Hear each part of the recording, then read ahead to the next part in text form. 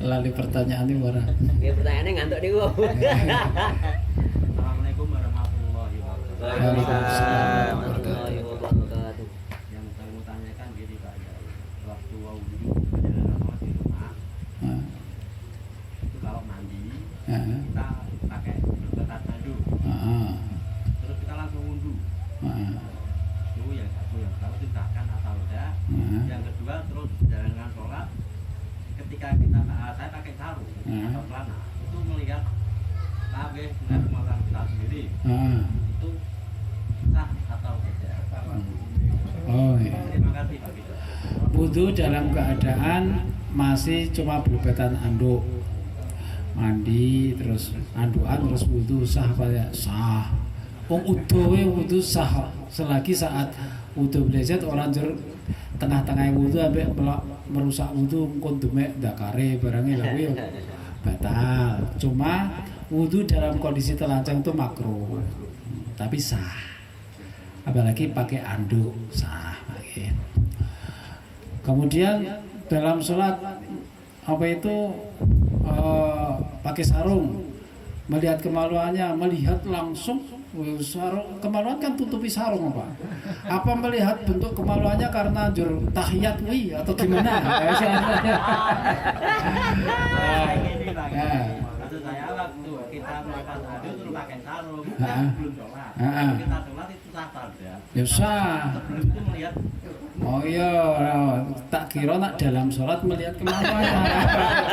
Sholat terus di melihat kemaluannya otomatis sarungnya dicopot ke sini, tapi ya batal karena jangan buka aurat gitu ya. Karena tutup aurat itu yang wajib itu samping sama atas kan. Kalau dari bawah ora wajib. Nah, tapi dari samping atas umpama nggo sarung tapi ra nggo kathok. Gantung-gantung gemantung ngono kuwi ora batal karena dari jihad bawah itu tidak diwajibkan menutup, tapi dari samping sama atas itu wajib. Lah nek jenengan malah piye carane aku bayangke jenengan iki suka. Tapi batal karena dari atas otomatis kan. Ini batal. Tapi di luar sholat ya enggak apa-apa. Arep didelok terus ya ora apa-apa. Rasane didelok ijek ora ya kowe kek lunga masar. Karena diundang ini. Diundang. Karena kanggo nyehatke ya sunah to malah.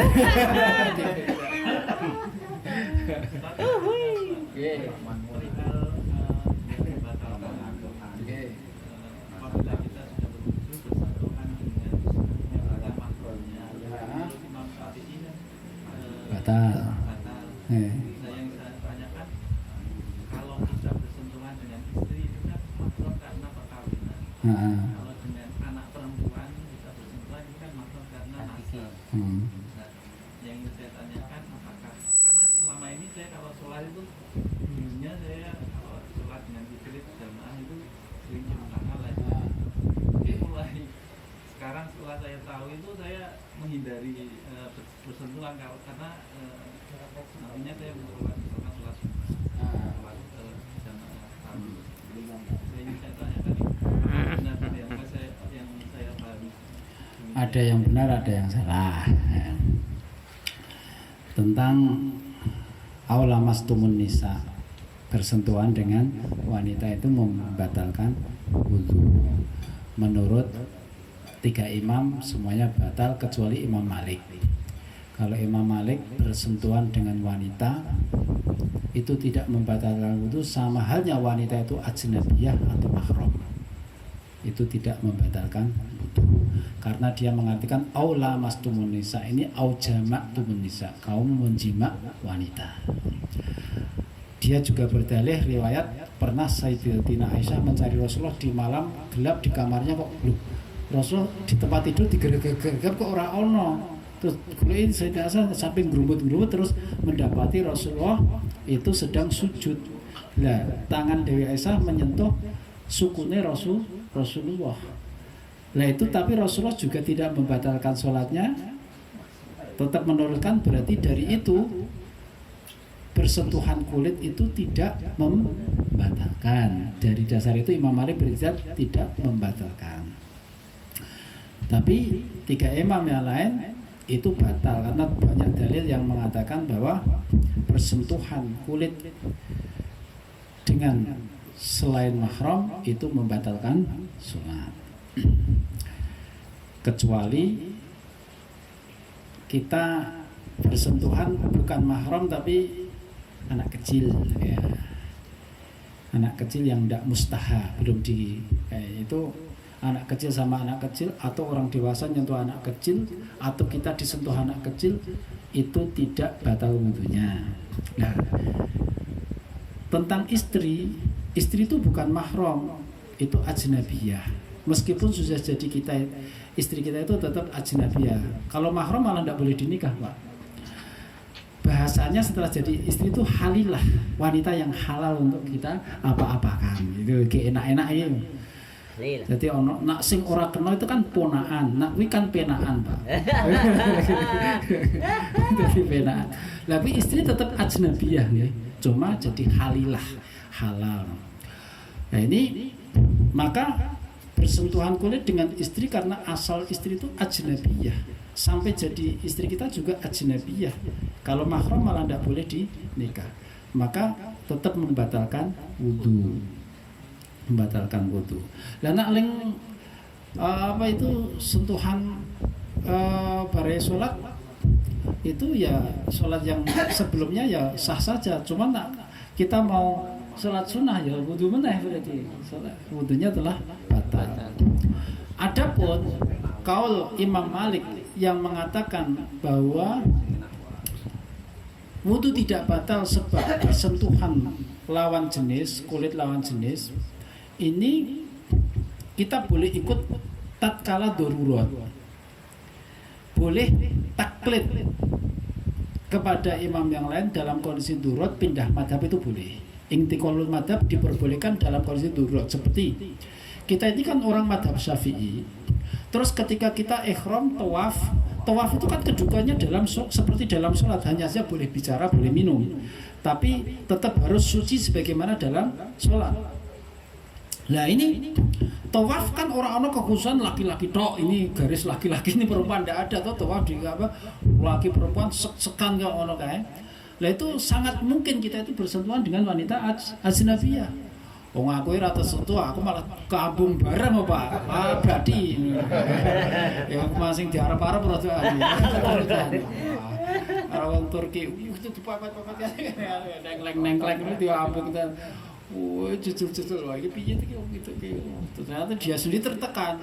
Aku itu lebih tertekan. Dari awal wis tak niati taklid Imam Malik. Pindah madhab Imam Malik dalam hal kaitannya. Cuma nak pindah madhab karena darurat tadi harus satu qadiyah, satu rangkaian lengkap hukum. Seperti sahnya wudu ikut Imam Malik, batalnya wudu Imam Malik. Ini kan kaitannya dengan batal wudu. Kita ikut Imam Malik, yang mana Imam Malik berfatwa bahwa bersentuhan kulit lawan jenis itu tidak batal wudu. Nak memang niatnya kalau taklid Imam Malik harus sahnya wudu harus ikut Imam Malik. Jadi jangan sahnya ikut Syafi'i, batalnya ikut Imam Malik. Karena ada perbedaan dalam disiplin wudu Imam Syafi'i dan Malik. Kalau Imam Syafi'i ngusap sirah itu cukup sebagian kepala. Gini aja, sebagian itu tidak harus 50%. Pokoknya bagian dari kepala itu meskipun hanya 3 leher apa sah saja. Jika ning kene, ibu-ibu tok ora apa-apa, sah aja. Lah kalau Imam Ahmad seperti letter luck-nya Quran itu ba'du ru'usikum wamsahu, ba'du harus ru'us, sebagian ya sebagian separuh. Ning nak Imam Malik ru'usikum wamsahu bi ru'usikum, usaplah kepala. Ya kepala al-ibrah bi umumil lafzi. Ibrah itu umumnya lafaz, kepala ya berarti keseluruhan. Lah kalau Imam Malik berpendapat nak ngusap kepala dalam wudu harus seluruhnya. Gek sah nak timah sebagian merasa. Gitu. Nah Imam Syafi'i sah. Wong ba'at ba'dur usiku ya ba'at ya apakah tidak ada menyebutkan dalam nas syarak itu harus 50% harus sah. Yang tidak boleh nak ada talfek mencampur adukkan madhab.